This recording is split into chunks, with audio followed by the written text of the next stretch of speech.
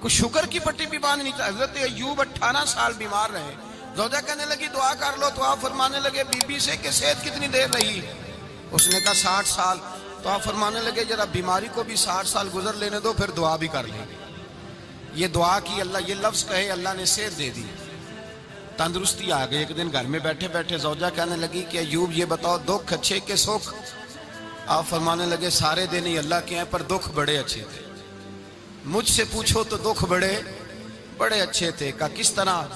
تو حضرت ایوب فرمانے لگے جب میں بیمار تھا تو 24 گھنٹے میں ایک دفعہ میرا رب میرا حال پوچھا کرتا تھا.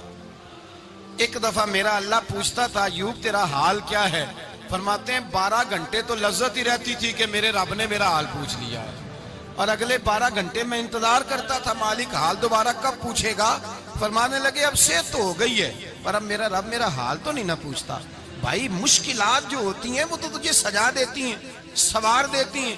تجھے یاد آتا ہے کوئی اپنا, جب تجھے درد ہوتی ہے نا, تکلیف ہوتی ہے, پھر تیرا دل کرتا ہے کوئی کندھا ملے جہاں میں سر رکھ کے رہوں.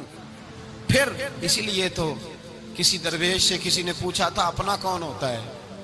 تو کہا جو تجھے دکھ کے وقت یاد آئے وہ تیرا اپنا ہے. جو تجھے عین آزمائش کے وقت یاد آئے اور تجھے اس کا نمبر فوراً تیرے موبائل پہ چلنے لگے, وہ تیرا اپنا سجن ہے جس کو تو دکھ کے وقت یاد کرے.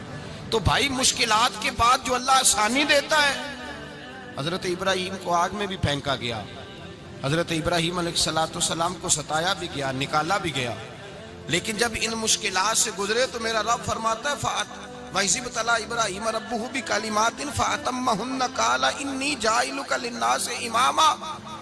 کہا جب ابراہیم پورے اترے تو پھر ہم نے انہیں امام بنا دیا. یا اللہ کس طرح کی امامت دی؟ فرمایا میں نے اتنی اعلیٰ شان عطا کی ہے کہ اپنے لاڈلے رسول کو جناب ابراہیم کی نسل میں پیدا فرما دیا ہے. میں نے مصطفیٰ کو ان کی نسل میں پیدا کر دیا, قیامت تک کے لیے ان کا وقار بڑھا دیا. اللہم صلی علی محمد وعلی آل محمد کما صلیت علی ابراہیم وعلی آل ابراہیم. ان کی عظمت بڑھا دی, اس لیے کہ جب وہ آزمائش سے گزر کر کے آئے پھر جو آسانی دی. میرے نبی پاک صلی اللہ علیہ وسلم نے دین ابراہیمی کی بہت ساری چیزوں کو رکھا, کہا میں ملت ابراہیمی پہ ہوں. جب کوئی مشکلات کو عبور کر کے آتا ہے, جب کوئی تکلیفیں سہ کر کے آتا ہے, اس کے لیے جو اجر ہوتا ہے, اس کے لیے جو پھر اللہ کتنی ذرا بڑی توجہ کیجئے گا. لوگ سمجھتے ہیں فلاں آدمی مشکل میں ہے تو شاید مشکل میں ہی رہے گا, فلاں آزمائش میں ہے تو شاید میرا اللہ فرماتا ہے ایک مشکل دے کے میں 2 آسانیاں بھی دوں گا. تم مشکل دیکھ رہے ہو, مشکل نہ دیکھو, وہ جو اس کو بعد میں آسانی آنے والی ہے, اور ڈبل جو میں اس پر نعمت کرنے والا ہوں اس کو دیکھو. حضرت یوسف کو بھائیوں نے کنویں میں ڈال دیا تھا, اور جب کنویں سے نکلے تو مصر کے بازاروں میں بکے, اور پھر زلیخا نے الزام لگایا تو حالات بگڑ گئے. حضرت یوسف کو جیل جانا پڑا. کتنی کٹھن زندگی تھی, لیکن میرے مالک کو کچھ اور ہی منظور تھا. کنویں میں گرنے والے, بازار میں بکنے والے, جیل میں جانے والے, الزام لینے والے جناب یوسف کو رب کریم نے اسی مصر کا بادشاہ بنا دیا. اللہ پاک نے اسی مصر کا حکمران بنا دیا. یاری تیری سونا ہے پر ازمیشاں تیریاں اگ, اے سونا پرکھیا جاوندائی پہلو نال اگاں دے لگ. اس کے لیے تھوڑا سا جتن کرنا پڑتا, تھوڑے کٹھن حالات سے گزرنا پڑتا, تھوڑی آزمائشوں کا روپ دیکھنا پڑتا. ہم چاہتے ہیں کہ ہمیں چھیڑے کوئی نہ کوئی تکلیف نہ آئے, کوئی آزمائش. یہ ہو نہیں سکتا میرے بھائی, نامی کوئی بغیر مشقت نہیں ہوا. 100 بار جب عقیق کٹا تب جا کر نگی ہوا. ہم چاہتے ہیں کہ ہمیں کچھ بھی دقت نہ آئے, مشکلات نہ آئے, اور مشکلات تو انسان کو سنوارتی ہیں بھائی, وہ تو نکھارتی ہیں. کبھی پوچھا کرو جا کر کے کسی گندم کے دانے سے کہ تو کہاں سے ہو کے آیا ہے, کہاں سے نکل کے آیا ہے, تو وہ بتلائے گا کہ بڑے مشکل مراحل سے گزرا ہوں, اور پھر اللہ نے مجھے طاقت دی ہے کہ میں انسان کے وجود کا حصہ بناؤں. تو بھائی کٹھن مراحل, آزمائشیں, تکلیفیں, یہ انسان کو بڑا انسان بنا دیتی ہیں. یہ اس کے لیے ترقیوں کا پیش خیمہ ہوتی ہیں. ہمارے جمال پریشان ہو جاتے ہیں.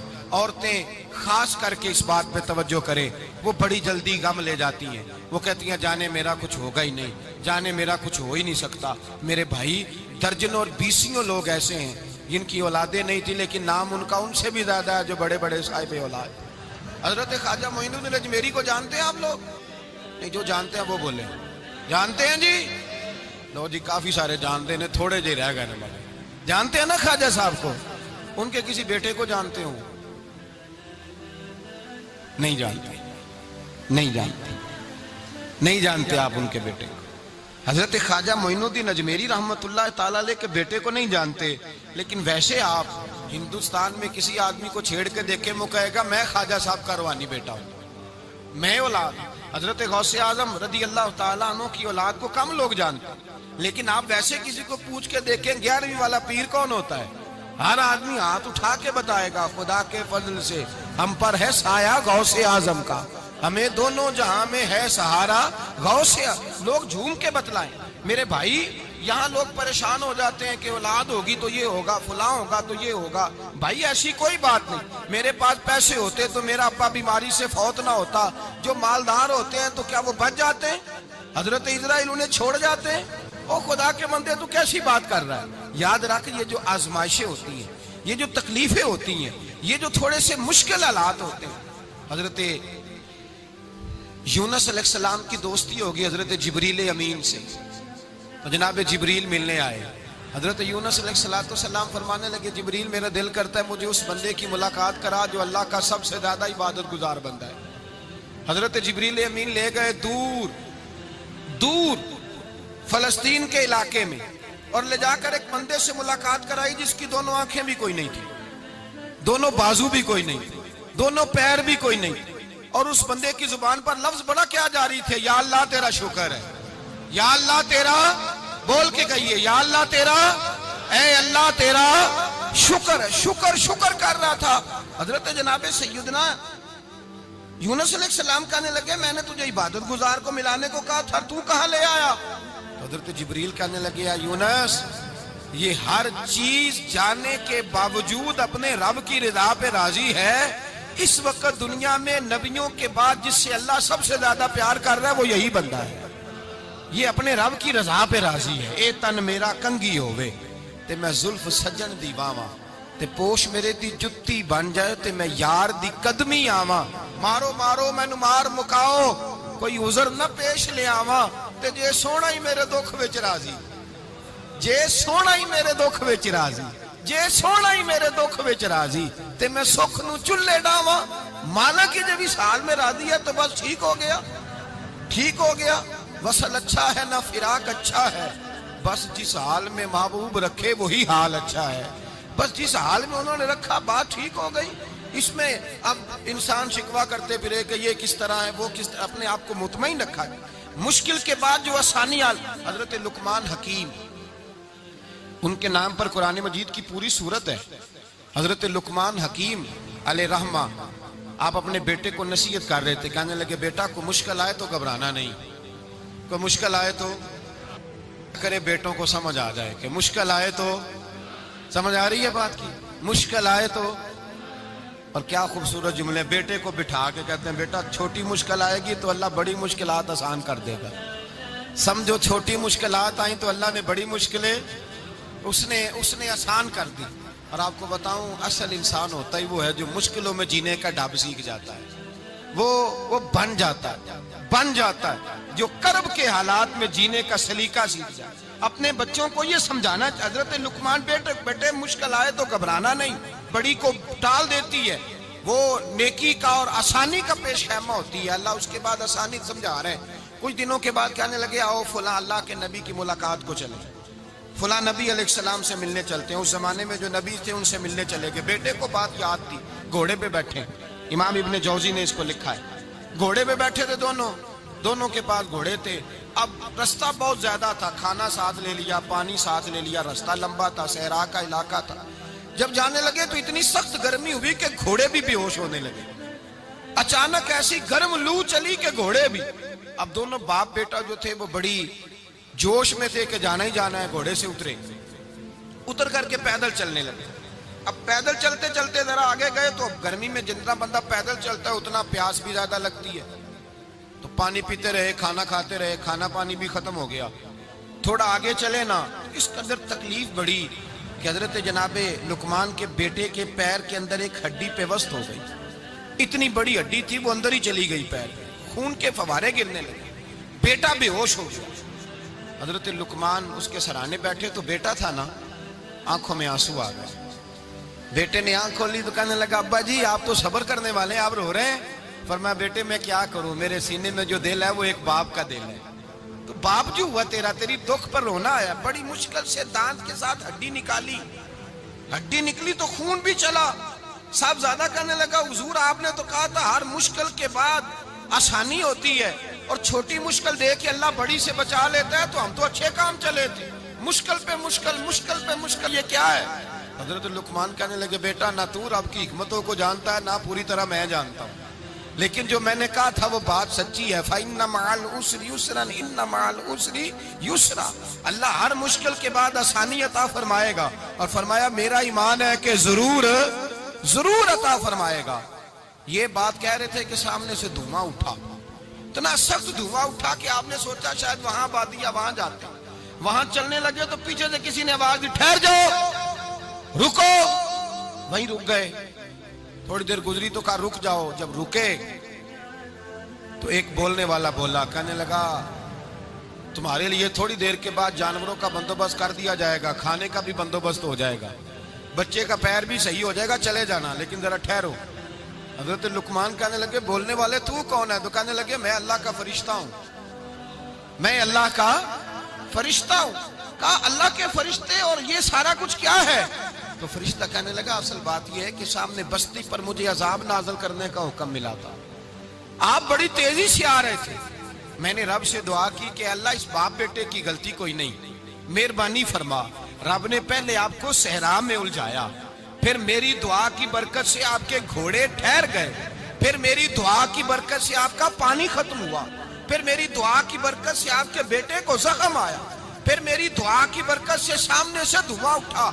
फरमाया ये जो तुम्हें मुश्किल पे मुश्किल आ रही थी, ये तो मेरा रब तुम्हें अजाब से बचाना चाह रहा था, ये जो तुम्हें मुश्किल पर मुश्किल आ रही थी तो मेरा मालिक तुम्हें अजाब से बचा रहा था, तुम समझ नहीं रहे थे। हजरत लुकमान ने बेटे की तरफ देखा तो बेटे कहने लगे अब्बा जी बात बिल्कुल सच्ची है, अफदलु ज़िक्र ला इलाहा इल्लल्लाह, ला इलाहा इल्लल्लाह, और फिर पढ़ने लगे हस्बुनल्लाहु व निअमल वकील, निअमल मौला व निअमन नसीर। ये विर्द होने लगे। भाई जब तुझे मुश्किल आती है, आजमाइश आती है, तो उस वक्त समझता है पता नहीं मेरे साथ क्या बनने लगा है। अल्लाह तबारक व तआला छोटी मुश्किल दे के तुझे बड़ी से महफूज रखता है, छोटी बीमारी दे के तुझे बड़ी से महफूज रखता है। बल्कि मैं एक दफ़ा एक तकलीफ में, एक आजमाइश में मुब्तला हो गया, तो मैंने अपने हजरत से कहा कि हुजूर सारे दुख इकट्ठे ही आ गए, क्या किया जाए? तो आप फरमाने लगे बड़े खुश नसीब हो, जवानी में अल्लाह ने दुख दे दिए, बुढ़ापे में आए तो बर्दाश्त नहीं होते, ये तो बड़े वक्त पे आ गए, शुक्र अदा करना चाहिए, उस जमाने में बर्दाश्त नहीं होते, अब आसानी है, इनको बर्दाश्त करो, हिम्मत करो।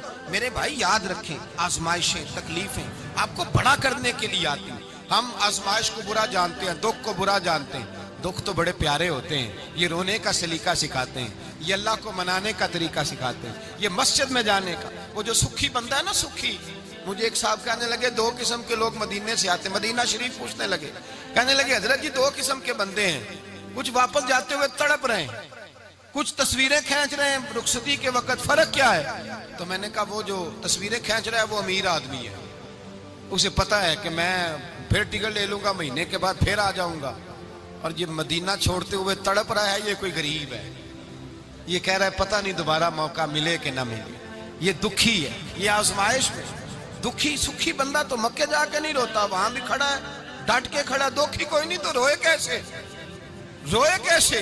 दुखिए दी गल दुखिया ही जाने, दुखिए दी गल, ओ क्या खूबसूरत लफ्ज है मियां साहब की, और लफ्जों में हुसन देखे कहने लगे दुखिए दी गल ये दुखिया ही जाने, ते सुखिए नू की खबरा, ते यार जिन्हां दे मौत ने मारे रोंदे नहीं तक तक कबरा। ये मुश्किल मरहला होता है, जब इंसान तकलीफ में होता है फिर उसे एहसास होता है, और तकलीफ वाले को ही तकलीफ वाले की तकलीफ का एहसास होता है।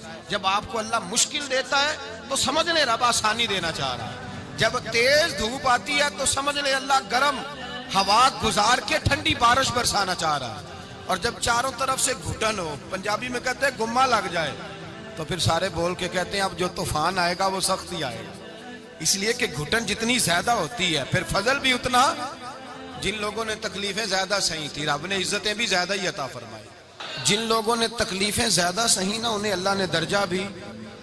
حضرت بلال حبشی نے بڑی تکلیف سہی، مارا کرتا تھا امیہ، بڑا مارتے تھے، اتنا مارتے تھے کہ موٹے، آپ نے کبھی دیکھے ہیں دیہاتوں میں موٹے موٹے پائے ہوتے تھے چار پائیوں کے، موٹے موٹے پان کی چار پائیاں اور بڑی چار پائیاں کافر بچھا کے بیٹھ جاتے اور حضرت بلال حبشی کے پیر ان کے نیچے رکھ دیتے، ہاتھ ان کے نیچے رکھ دیتے، آگ لوہا گرم کر کے اس کے اوپر ننگے بدن لٹا دیتے.